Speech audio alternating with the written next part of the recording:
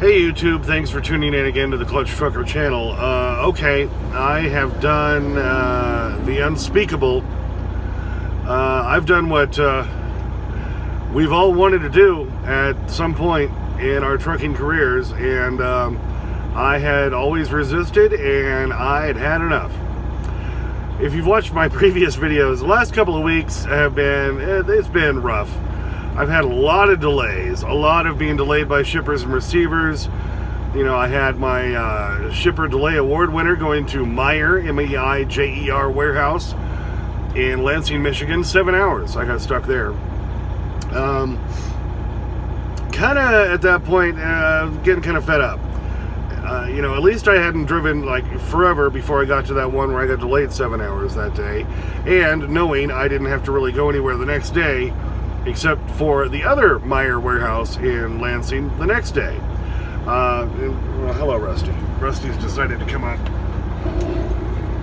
He hears me talking and thinks I'm talking to him. Can you look at the camera, Rusty? He won't help me out. Anyway, so it's been just a rough couple of weeks with getting delays. I had a load canceled on me and had another one canceled on me today. I was delivering in Aurora, Colorado, and Rusty, I'm going to put you down, okay? I had picked up in Ohio, Coldwater, Ohio, a load of rice cakes on Thursday afternoon at 2 p.m. Now, I had just driven the previous night, so I was pretty much out of hours once I got loaded. I just found the nearest little hole-in-the-wall truck stop. If you watched my previous video, a packing sack.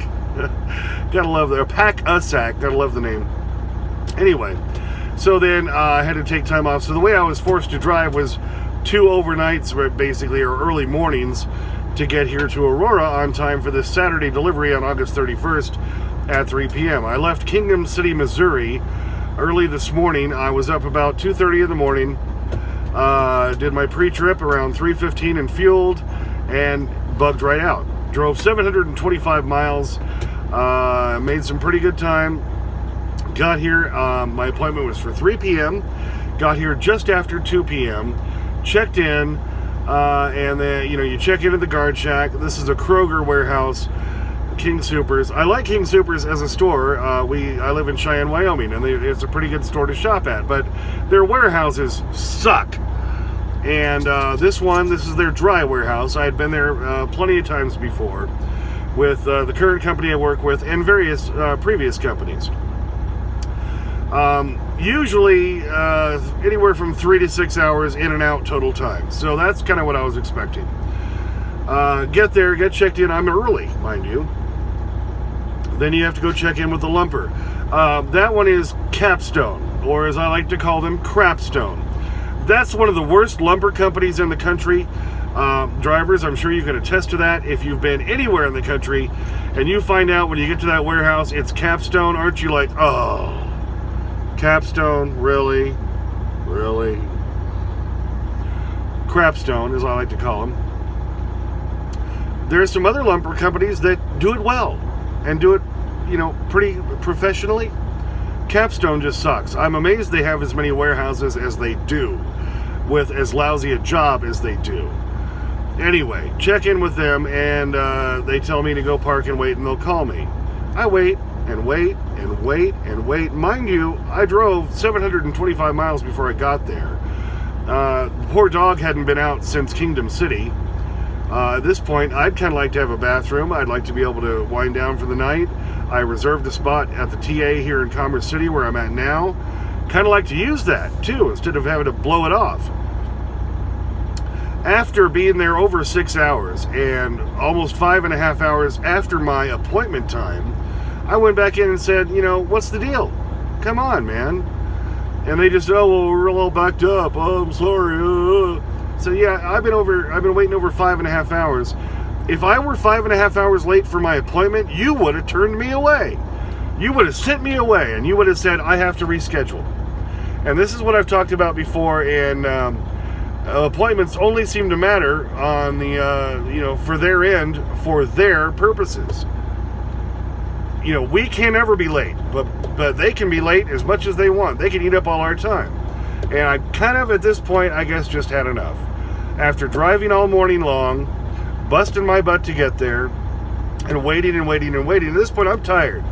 I want to go get parked, take the dog out, get something to eat, and go to bed. And I go find out that, all he can tell me is, well, it's going to be at least a few more hours. We're just behind. You know, I've been there 6 hours. I'm done. I've had enough. And I did what I probably shouldn't do. But, you know, they're holding us hostage there. We can't go anywhere. They have no bathroom facilities. I can't take the dog out. That says so in the paperwork when I got there. I'm being treated worse than a prisoner. They at least have access to a bathroom when they need it and some recreation time and get out. We can't do that. We're stuck there. I'm tired of being treated like a third-class citizen, drivers, and I know you feel the same way at crap like this. I kind of had enough. I snapped.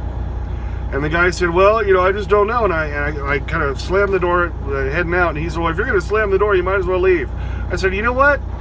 I think I will. Give me my paperwork back. I'm leaving. I'm done. I'm done. How many times have you wanted to do that, drivers? I did it, not knowing what the consequences were going to be, but I'd had enough. So I left. Got up to the guard shack, explained the situation to them, and they're like, oh, well, we completely understand.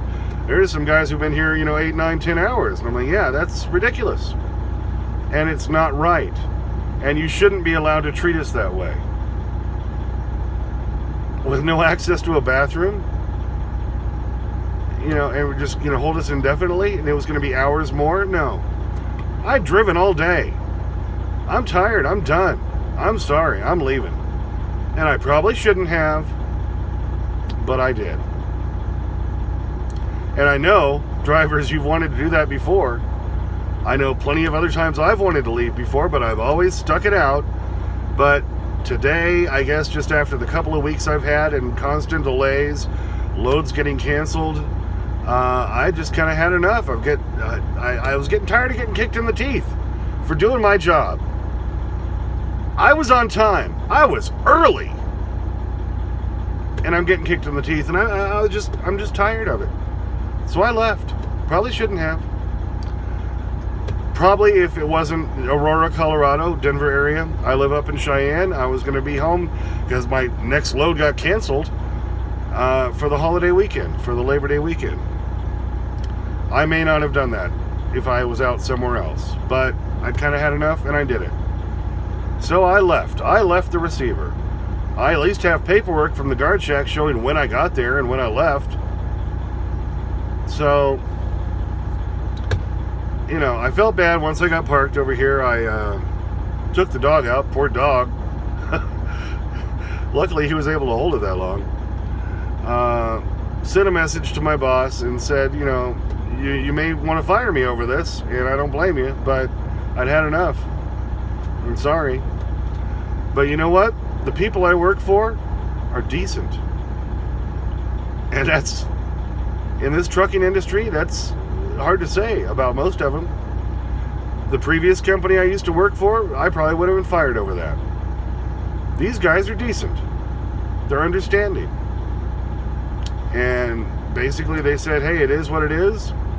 Have a good weekend. We'll work it out. Don't worry about it. Wow. Decent human beings. But I work for decent human beings. I work for good people. Turquoise Trucking, by the way, is the name of the company I lease to. They're decent guys. I've been really, really happy with them. Just like with anybody, you have a conflict here and there. I've had a few, run-ins with the guys. But you know what? We vent, we talk it out, we work it out. They're reasonable. So that's refreshing. In an industry where everything is the driver's fault, it's nice to work for people who understand and who get it and are supportive of their drivers. So I got to give them props for that. Now I'm going to get a decent night's sleep tonight. I may go back to that warehouse tomorrow and see if they can work me in the famous work-in, or I may just wait until Tuesday, because of course Monday being a holiday, because the broker wasn't available. They're closed all weekend. Because I had called them when I got there just to let them know I was there and say, hey, by the way, there's a lumper, but the broker wasn't available. So I couldn't even talk to them about the situation. So I'll figure it out tomorrow, but I did what I know we've all wanted to do in the past, and in my 10 years of trucking, I've always resisted, but today I did it. I left a receiver, and I wasn't unloaded yet. But they hadn't even put me in a door yet. If I was in a door, that would have been one thing. But I hadn't even been put into a door yet, and they're still talking maybe hours from there. It was going to be another 5-6 hours before I got out of there. That's bullcrap. It's ridiculous. We should get the same respect at least a prisoner gets, which is access to a bathroom. Come on. So I did it. Right or wrong, I did it. I finally snapped, and I did it. You may agree with me, you may disagree with me, but that's one part of this industry that just really sucks. We can't ever be late. I was early, but they can be late. The lumper can be late. They can eat up all our time. All they want. And that's crap. Talk about HOS, which is hard enough to work around. We need a rule in there. If a receiver or a shipper holds us up for more than 4 hours, either we should get paid or released or some compensation. They need to be held accountable. It's ridiculous. All right, sorry this is another ranting video, but I know a lot of you drivers can understand. So I'm going to try to wind down now, and I'm going to cook up some dogs on my good old George Foreman copper infused grill, and I'm going to go to bed, and I'm going to try to figure it out tomorrow. I'm a grown-ass man. That's what you do. You deal with it and you move on. Probably shouldn't have done that, but I'd had enough. And I know a lot of you can sympathize. All right, well, that's it for this video. Thanks for tuning in, and if you watched all the way through, I appreciate it. Thanks to my subscribers. Please subscribe if you haven't. Ring the bell. Hit the like. Comment if you would like. I would love to read your comments, especially on something like this, drivers. Sniff that magic YouTube fairy dust. As always, clutch out.